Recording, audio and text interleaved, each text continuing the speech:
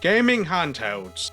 I like them, I've covered them a lot on this channel, and I've got another one for you. The Megatech Super Pocket. That name is a bit of a mouthful, so I'll say it again. The Megatech Super Pocket. Let's jump into it.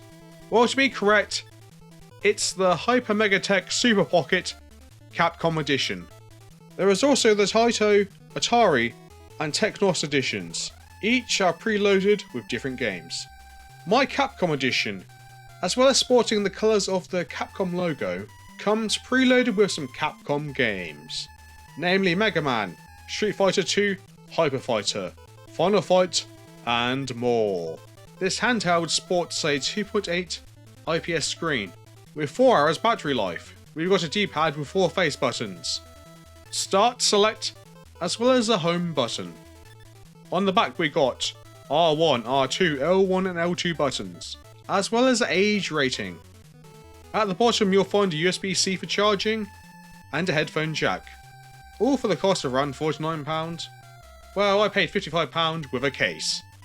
So what, you may be thinking, dear viewer, there are already a bunch of these cheap handhelds out there in the wild. Well, at the top of the system, you'll find there's room for a cartridge. The Super Pocket is Evercade compatible. The Evercade, I guess what you call a gaming ecosystem that started back in 2020. There are already a bunch of Evercade cartridges. I believe there are over 50 cartridges available.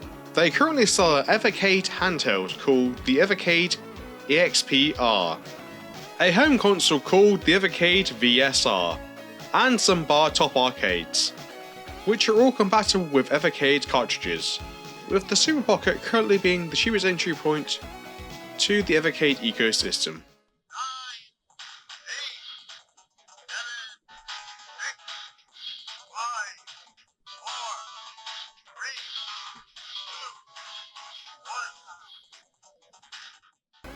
So with that said, the main selling point is going to be for collectors who want some physical copies of some old classic games.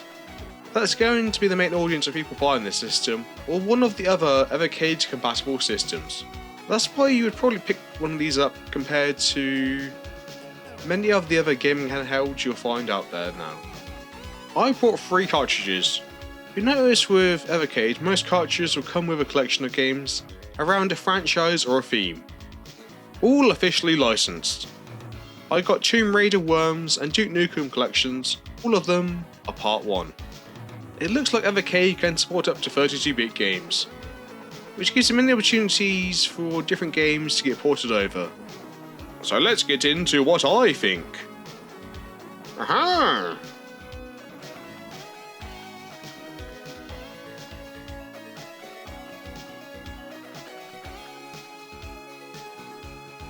Let's start with the device itself. The Hyper Pocket is a bit small, which may feel a bit cramped at times. The back bumper buttons are a bit awkwardly placed. The handheld does give you some options for things like aspect ratio, and if you want to add stuff like scan lines. But because of the screen size, some people might have trouble reading text in certain games. The Super Pocket does have save states, which is a plus. I did have a bit of problem with Mega Man when I put the sound too high.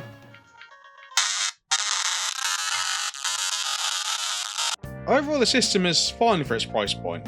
Like, I had a few complaints there, as it works as the cheapest entry point to get into Evercade. How about the cartridges themselves? Well, they lean into collecting aspect with the game still coming with things like instruction manuals. The instruction manuals are good quality. They're in full colour with some great artwork. But the games in the carts are just ROMs. But the main selling point of the cartridges is the games on them. And that's going to come down to personal taste. Which is the problem I have. There's not really a lot of games left that super interest me. There's a lot of really old arcade and console games that I have no connection to. Also some mini games that I've just never heard of. I'm sure there's a lot of cool stuff I might like on there somewhere, but there's nothing really jumps out to me and says, buy me for 20 quid. I feel there is potential for stuff that interests me, from say companies that already work with Evercade. I hope Capcom releases their games and cartridges, because the only way to get their games in Evercade is the Super Pocket and their arcade bar tops. So overall, the Super Pocket is a fine jumping on point to Evercade. For a cheap entry point, and if you get the Capcom edition, some Capcom games on top. But this is most definitely for a certain type of collector that wants some good old cartridges. You should definitely look through the available Evercade cartridges to see if there's enough there to warrant you purchasing any of the hardware. If you don't care about collecting, you can probably pick up almost any handheld emulation system. Almost all of them support up to 32-bit games. There's also a lot more price points and form factors to choose from as well. As for me, it's definitely an intriguing concept. But I just need more games that are catered to my personal tastes. But hey, maybe the future will, as they seem to be releasing a few cartridges a month. So join me in the future, as I take a look at more handhelds and games I like to talk about. I guess. S! For some reason that was still in the script, and I decided to record it. Anywho, like, comment, subscribe, whatever, do the things. Indie videos coming soon now.